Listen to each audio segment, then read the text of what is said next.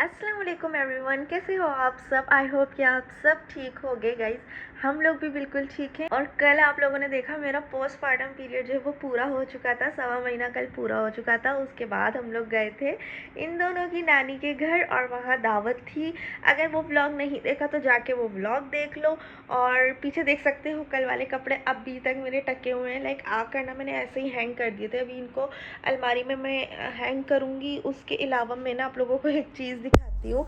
ये देखो गाइज, ये है छोटी बेबी का गद्दा जिस पे मैं उसको लिटाती थी। और इसमें ना मैं पहले बताती हूँ कि हुआ क्या। छोटी ने ना रात में उसको मैंने इसमें लिटाया था तो उसका लीक हो गया था पिशी। तो इस वजह से ना मैंने इसको क्या करा, मशीन में डाल दिया। और मशीन में धुलने के बाद जब मैंने मशीन ओपन की है ना, खोलिया है उसको, तो इसका कुछ ये हाल हुआ था। ये देखो कैसे सारा फट गया, सारी इसकी कॉटन बाहर आ गई। लाइक आप लोग ये गलती नहीं करना। ये सिर्फ मैं इसलिए बता रही हूँ कि अगर आप लोग भी मेरे ही वाले फेस से गुजर रहे हो तो बच्चों का ये इस तरह के जो गद्दे हैं ना, ये मशीन में मत डालना। काइंडली ऐसे ही खंगाल के हाथ से धो के सुखा देना। मैंने मशीन में डाला और मशीन ने देखो इसका क्या हाल किया है। अंचर पंचर सारे इसके ख़राब हो चुके हैं और अब ये हो चुका है यूज़लेस। और अब इसकी हालत वो भी नहीं रही कि किसी को दे दिया जाए। तो अब इसको देखते हैं क्या करते हैं। Let's see. अभी तो ये यहीं पर पड़ा हुआ है। और गाइस ये मेरे कपड़े यहाँ पर हैंग हुए हुए हैं। इसको भी अभी अंदर टाकना है। रूम को भी क्लीन करना है। रूम इस वक्त मेरा बहुत ज़्यादा फैला हुआ है। ये कपड़े जो है धोए थे इनको भी तय करके रखने हैं। और यहाँ पे मैंने निकाले हैं अपने कुछ कपड़े जिनको जो है मैंने कंप्लीट करना है। और मुझे जाना है मार्केट और इनका सामान लेकर आऊँगी। किसी का ट्राउज़र लेकर आना है, किसी का दुपट्टा लेकर आना है। तो अब जो है अब आज़ाद हुई हूँ तो अब हर जगह जाऊँगी। पूरी प्रेगनेंसी पूरे 9 मंथ्स में मार्केट नहीं गई। फिर 41 या 42 डेज़ मिला लो पोस्टपार्टम के, उसमें भी नहीं कहीं गई। मतलब तकरीबन 1 साल से ज़्यादा हो गया गाइस मैं बाज़ार नहीं गई हूँ।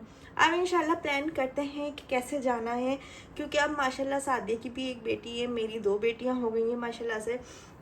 तो अब मुझे ना समझ नहीं आ रहा कि किस तरह जाना है, कौन बच्चे संभालेगा, कैसे जाना है। तो देखते हैं, बात करूँगी सादिया से वो क्या कहती है। और फिर ये काम भी निपटाने हैं, या तो राशिद के साथ बाइक पे चली जाऊँगी, ये करूँगी। देखते हैं अब क्या होता है आगे आगे। और गाइस मौसम भी चेंज हो चुका है। अचानक से सर्दी चली गई है, गर्मियाँ एकदम से आ गई हैं यार। इतना मुझे तो सैड सैड सा फील हो रहा है।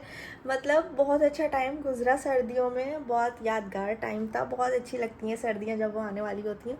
लेकिन अब जैसे कि वो चली गई हैं तो अब उनके कपड़े भी उठा के रखने हैं। वैसे ना सर्दियों में एक मसला होता है, कपड़े बहुत हो जाते हैं। जैकेट्स के वो बहुत मोटे मोटे कपड़े होते हैं ना, अलमारी फुल भर जाती है। मोटे मोटे ब्लैंकेट्स होते हैं। तो अब वो सब कुछ जो है ना मैं उठा के रखूँगी। पहले उन्हें वॉश करती हूँ, सारी जैकेट्स को वॉश करूँगी, उसके बाद फिर उनको उठा के रखूँगी। कल के ब्लॉग में आप लोगों ने ये भी देखा था कि मैंने जो है बैग्स ऑर्डर किए थे।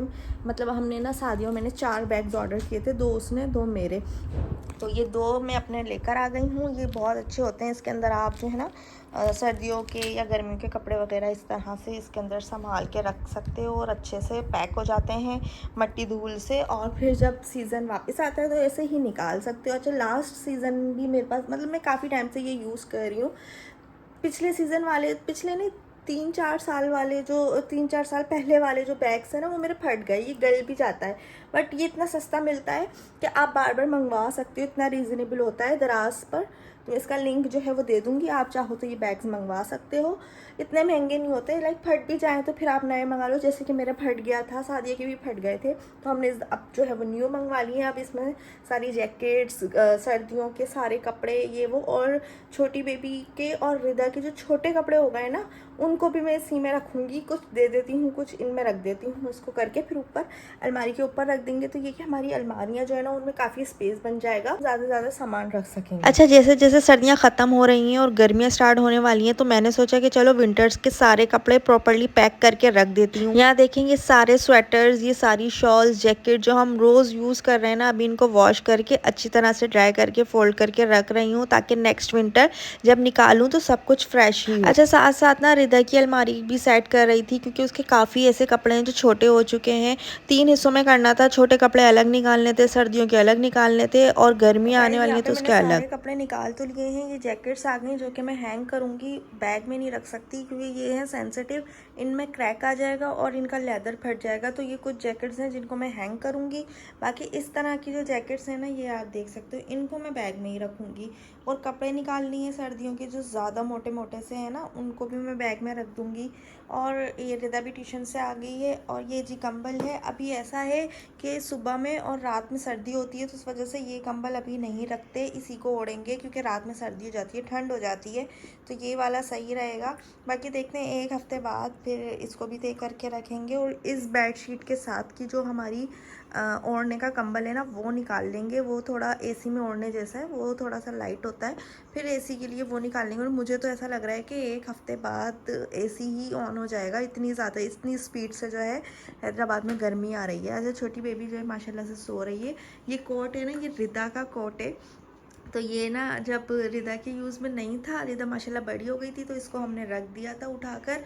और अब ये छोटी बेबी के लिए उतारा है कुछ दिन पहले। तो अब जब से ये उतरा है ना नीचे, तब से बेबी इसी में कंफर्टेबल होके सोती है। उसको ऐसा लगता है कि मैं किसी की गोद में हूँ, तो इसमें वो ज़्यादा जो है रिलैक्स रहती है और सोती है आराम से। ऊपर से उसको मैं कंबल डाल देती हूँ, तो आराम से फिर ये सोती रहती है। रिदा, क्या पढ़ा आज ट्यूशन में? ट्यूशन में आज मैंने पढ़ा और एनीवन और अलिफ पे। अलिफ बे, चलो ठीक है। अभी आपको क्या खाना है? अंडा पराठा। अंडा पराठा खाना है? कौन सा वाला अंडा? वही वाला अंडा जो लाती हूँ। कौन सा? वाइट वाला।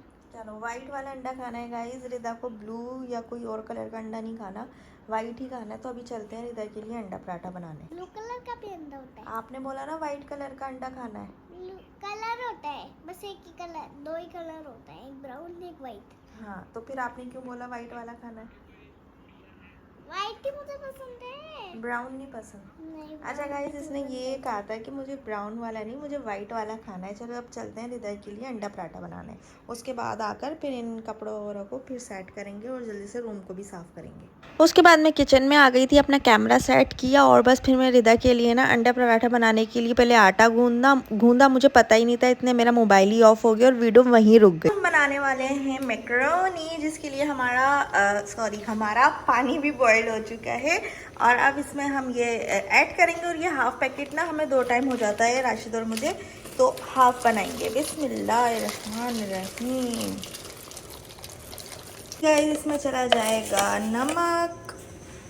और यहाँ पर ये चिकन प्रिपेयर की है राशिद ने, जो कि मैक्रोनी में यूज़ होगी। आज हम लोग पैकेट वाली यूज़ नहीं कर रहे, हमने खुद से कटिंग की है चिकन और बनाई है। सही तो है। चलो सही है। क्या सारी ले ली मैंने। क्या लाऊं? मायोनीज, वेज और केचप। ये और कहाँ है? ये तो नहीं है। एक बोतल नहीं है? नहीं। अरे हैं भाई, उधर ले लो।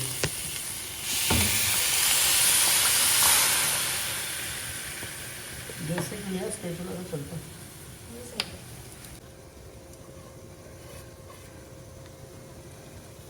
बहुत है।